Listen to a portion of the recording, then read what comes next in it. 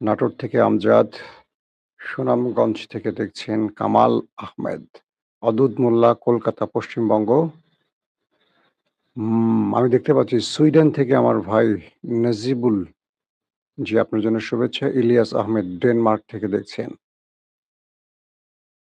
মালদ্বীপ থেকে দেখছেন শফিকুল ইসলাম। সবাই ভালো আছেন না? দর্শক, আহ রাত বেশি হয়ে যাচ্ছে বোধহয় না অনেকের জন্য। আমি সংক্ষিপ্ত খবরগুলো দেব আপনাদের একটা করে। প্রথম খবর, এবার ইরান ইন্টারন্যাশনাল জানিয়েছে ট্রাম্পকে হত্যায় একটা নতুন স্পেশাল ফোর্স গঠন করেছে ইরান। পাশাপাশি ইসরায়েল ট্রাম্পকে হত্যায় ইরানের বিশেষ পরিকল্পনা প্রকাশ করেছে। ২ নম্বর খবর, ট্রাম্প আয়াতুল্লাহ আলী খামেনির জানাজা দেখে রীতিমতো ভড়কে গেছেন। নতুন করে তিনি আবার বললেন তার ইচ্ছে করে পুরো ইরানিদেরকে ওপারে পাঠাতে। ৩ নম্বর গুরুত্বপূর্ণ খবর, আমাদের প্রিয় দল বিএনপি ক্রমান্বয়ে নিজেরা নিজেদের বিপদের দিকে টেনে নিয়ে আসছে। আমি প্রথমেই বিএনপির কিছু খবর দেব। বিএনপি মানে আমাদের দেশের খবর চাইছেন, তারপরে আমি ইরানের গুরুত্বপূর্ণ অনেকগুলো খবরে চলে যাব।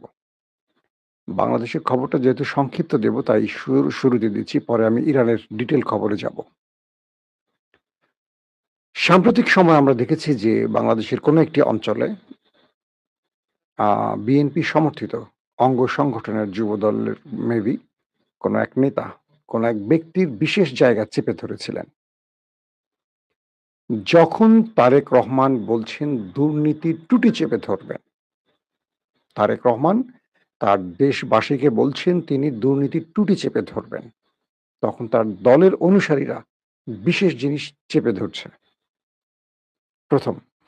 দ্বিতীয়ত হলো, গুলিস্তান ফুলবাড়ি অঞ্চলে একটি রাজনৈতিক দল যখন চাঁদাবাজি বিরুদ্ধে বিক্ষোভ করছিল, তখন অপর একটি গ্রুপ তাদের উপর হামলা করে। এরপর আমরা দেখলাম ওই দলটি, নামই বলে দিচ্ছে জামায়াত ইসলাম, এটা নিয়ে রীতিমতো ঢাকাতে ব্যাপক বিক্ষোভের সৃষ্টি করছে। এই দুটো ঘটনার সংক্ষিপ্ত বিশ্লেষণ আমি এভাবে করতে চাই। ১৫ থেকে ১৬ বছর বাংলাদেশ এক দুর্ভোগের নাভিশ্বাসে আটকে ছিল, যার পরিণতি ছিল শেখ হাসিনার জন্য এক ভয়ঙ্কর ইতিহাস। পুরো রাজনৈতিক দলটিকে এক রাতের অন্ধকারে পালিয়ে যেতে হয়েছে দেশ ছেড়ে। যে দলটির কোনো নেতাকর্মী নিজেকে আওয়ামী লীগ পরিচয় দিয়ে সবার সামনে দাঁড়াতেই পারছে না। যে দলটি বাংলাদেশের বাথরুম থেকে শুরু করে প্রধানমন্ত্রী এবং রাষ্ট্রপতির ভবন পর্যন্ত দখলে রেখেছিল। বাংলাদেশে গত ১৬ বছরে মনে হয়নি যে এই দেশে আওয়ামী লীগ ছাড়া একটা তেলাপোকা আছে, পিঁপড়া আছে। সব আওয়ামী লীগ। তাদের ক্ষমতা, দম্ভ, অহংকারে মাটিতে পা পড়ছিল না।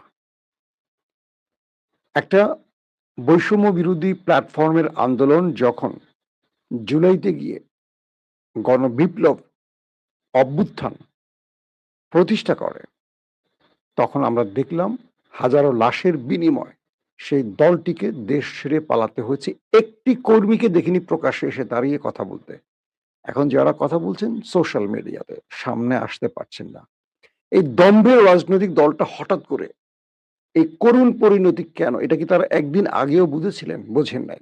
তার প্রধান কারণ হলো সীমাহীন দুর্নীতি, লুটপাট, মানুষের উপর দমন পীড়ন, চাঁদাবাজি, মানুষের উপর গুম, খুন, ক্রসফায়ার, হত্যা, নানান রকম অপরাধ। এই ১৫-১৬ বছর ধরে বিএনপির সিনিয়র নেতারা এবং বিএনপির বেগম জিয়ার পরবর্তী যিনি প্রধান নেতা তারেক রহমান লন্ডনে বসে প্রতিদিন প্রতিটি বিষয় পর্যবেক্ষণ করেছেন। তার প্রত্যেকটা ঘটনা নজরদারিতে ছিল। তিনি লন্ডনে বসে যে স্বপ্ন দেখেছিলেন নতুন বাংলাদেশের, সেই নতুন বাংলাদেশের তার স্বপ্ন বাস্তবায়নের যাত্রা শুরু হয়ে গেছে প্রায় তার ১০০ দিনের অধিক হয়ে গেছে সেই সময়টি।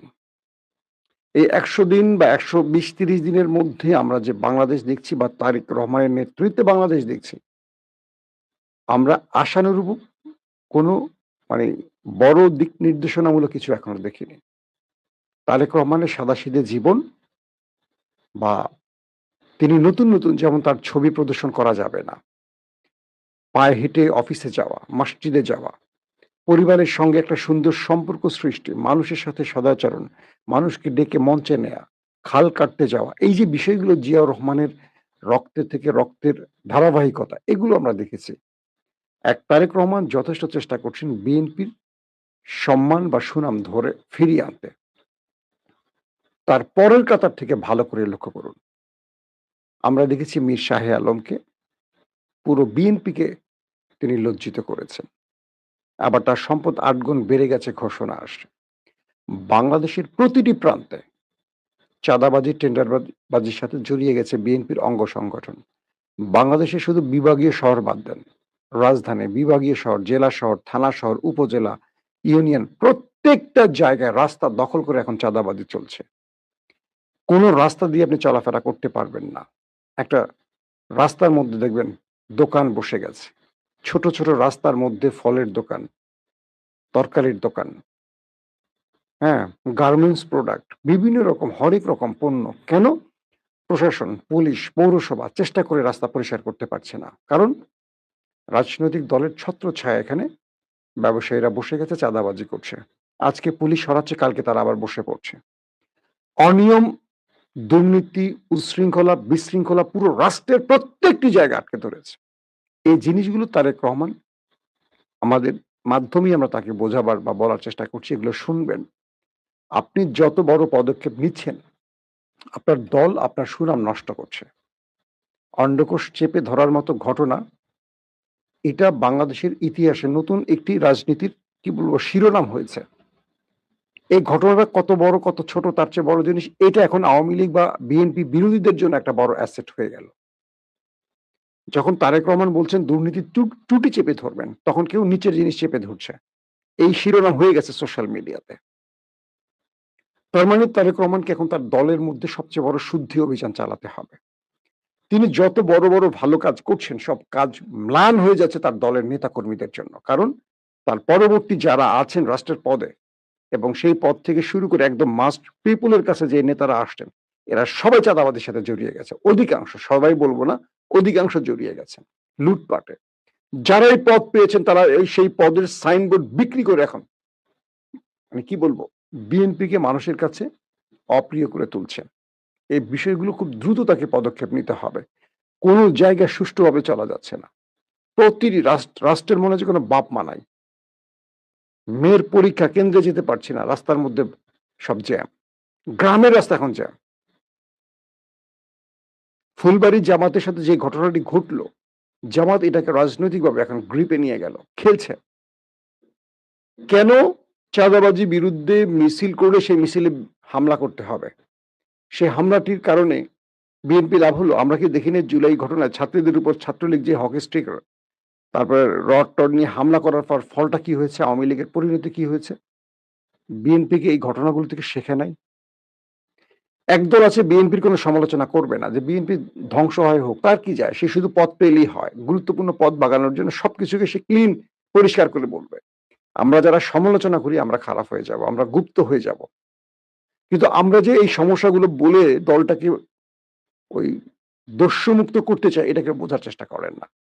হাসিনা বানাতে চাই নাই দলটাকে, এটা আমাদের প্রিয় দল। আমরা যেটুকু বুঝতেছি যে বিএনপিকে এখন বিএনপি সবচেয়ে বড় বিপদে ফেলছে। বিএনপিকে আওয়ামী লীগ বানাবার চেষ্টা করছে বিএনপির বহু নেতারা। তাদের লোভ, তাদের হিংসা, তাদের কি বলবো পেশি শক্তির ব্যবহার, মানুষের উপর জুলুম, প্রত্যেকটা ক্ষেত্রে ক্ষমতার অপব্যবহার বিএনপিকে আওয়ামী লীগের দিকে নিয়ে যেতে পারে। এখান থেকে বিএনপিকে রক্ষা করতে হবে। আসেন আমরা মূল খবরে চলে যাই। ইরানের মধ্যে যেই পরিস্থিতি আমরা দেখলাম, সেই পরিস্থিতি ট্রাম্প এবং নেতানিয়াহুর জন্য বড় একটা টেনশনের কারণ হয়ে গেছে। আজকে পুরো ইরান জুড়ে শোক র্যালিতে মানুষ যেভাবে কেঁদেছে, মানুষ যেভাবে ক্ষোভ জানিয়েছে, মানুষ যেভাবে স্বতঃস্ফূর্ত নেমে এসে দৃশ্যগুলো পুরো পৃথিবীর গণমাধ্যম প্রকাশ করছে। মার্কিন প্রেসিডেন্ট ডোনাল্ড ট্রাম্প বলতে বাধ্য হয়েছেন যে আয়াতুল্লাহ খামেনি এত জনপ্রিয় এটা তিনি জানতেন না। তিনি মনে করতেন যে তাকে স্ট্রাইক করলে বা মেরে ফেললে পুরো মানুষ ট্রাম্পকে ধন্যবাদ দিবে, রাস্তায় নেমে সরকার পতন ঘটাবে। এখন তিনি দেখছেন তার উল্টোটা। রীতিমতো তিনি অবাক। সেই জনগোষ্ঠী এখন ইরানের সরকারের কাছে চাপ দিচ্ছে, মানে ইরানের যে জনগণরা রাস্তায় নেমেছে লক্ষ লক্ষ কোটি কোটি মানুষ, তারা বলছে প্রতিশোধ চায়, তারা ট্রাম্প এবং নেতানিয়াহুর জীবন চায়। আজকে বড় বড় গণমাধ্যমে দেখবেন এই শিরোনামগুলো হয়েছে। যেভাবে আয়াতুল্লাহ আলী খামেনিকে হত্যা করা হয়েছে, একই পরিণতি, অর্থাৎ তার প্রতিশোধ যেন ওই দুই নেতার উপর আসে, ট্রাম্প, নেতানিয়াহুর উপর। যুক্তরাজ্য ভিত্তিক ইরান ইন্টারন্যাশনাল একটি সংবাদ প্রচার করেছে। সেখানে বলা হচ্ছে যে মার্কিন প্রেসিডেন্ট ডোনাল্ড ট্রাম্প তিনি বলছেন ওয়াশিংটন ইরানের সঙ্গে সম্ভবত একটি চুক্তিতে পৌঁছানোর কাছাকাছি রয়েছে। তবে তিনি সতর্ক করে দিয়ে বলেন কোনো চুক্তি না হলে যুক্তরাষ্ট্র কাজ শেষ করে দেবে, অর্থাৎ ইরানকে পুরো ধ্বংস করে দেবে। তিনি আরো বলেন দেশটি কয়েক ঘন্টার মধ্যে ইরানের সেতু ও বিদ্যুৎ কেন্দ্রগুলো ধ্বংস করে দিতে পারে যদি এই চুক্তিটি সম্পন্ন না হয়। দ্বিতীয় বিষয়টি, তেহরানে নিহত সর্বোচ্চ নেতা আয়াতুল্লাহ আলী খামেনির জানাজায় অংশ নেয়া ইসলামিক প্রজাতন্ত্রের সমর্থকদের মধ্যে মার্কিন প্রেসিডেন্ট ডোনাল্ড ট্রাম্প এবং ইসরায়েলি প্রধানমন্ত্রী বেনিয়ামিন নেতানিয়াহুকে পলাতক আসামি হিসেবে চিত্রিত করে একটি বড় পোস্টার প্রদর্শন করা হয়েছে এবং তাদের জীবনের মূল্য ঘোষণা করা হয়েছে। এটি খুবই সিগনিফিক্যান্ট একটি ঘটনা। ইসরায়েলের প্রতিরক্ষা মন্ত্রী ইসরায়েল কার্স তিনি আজকে বলেছেন ভবিষ্যতে ইরানের যে কোনো নেতা ইসরায়েলের ক্ষতি করার চেষ্টা করলে তার পরিণতি সাবেক সর্বোচ্চ নেতা আলী খামেনির মতোই হবে। অর্থাৎ যদি ইসরায়েলের কোনো নেতাকে গুপ্ত হত্যা বা হত্যার কোনো পরিকল্পনা করে ইরান, তাহলে ইরানের পরিণতি ওই খামেনির মতো হবে, এটি ইসরায়েলের প্রতিরক্ষা মন্ত্রী জানিয়েছেন। ইরানের সেনাবাহিনীর মুখপাত্র বলেছেন সামরিক বাহিনী সম্পূর্ণ প্রস্তুত ছিল এবং নিজেদের যুদ্ধ ক্ষমতা বাড়াতে যুদ্ধবিরতিকে কাজে লাগিয়েছে। অনুষ্ঠানের দায়িত্বে থাকা কর্মকর্তারা জানিয়েছেন সোমবার তেহরানের সাবেক সর্বোচ্চ নেতা আলী খামেনির জানাজা মিছিল ছিল প্রায় 12 কিলোমিটার দীর্ঘ লম্বা লাইনের। যৌথ সামরিক তথ্য কেন্দ্র জানিয়েছে হরমুজ প্রণালীর দক্ষিণাঞ্চলীয় পথটি বাণিজ্যিক জাহাজ চলাচলের জন্য উন্মুক্ত রয়েছে, তবে ওই এলাকায় সামুদ্রিক নিরাপত্তার ঝুঁকি মাত্রা উল্লেখযোগ্য পর্যায়ে রয়েছে। দর্শক, এখানে কয়েকটা বিষয় আপনাদের একটু আমি জানিয়ে রাখছি। সেটা হলো, আমি যে খবরগুলো দিয়েছিলাম এটা ছিল ইরান ইন্টারন্যাশনাল নিউজ থেকে দিয়েছি। একটা বিষয় একটু আপনাদেরকে খোলামেলা আগে জানিয়ে রাখি। ইরান আদৌ আমেরিকার প্রেসিডেন্ট ডোনাল্ড ট্রাম্পকে হত্যা করবে কি করবে না, ইরানের পক্ষ থেকে এই ঘোষণাটি আসেনি। ইরানের জনগণ প্রতিশোধ দিতে বলেছে এবং ইরান বলছে তারা প্রতিশোধ নেবে।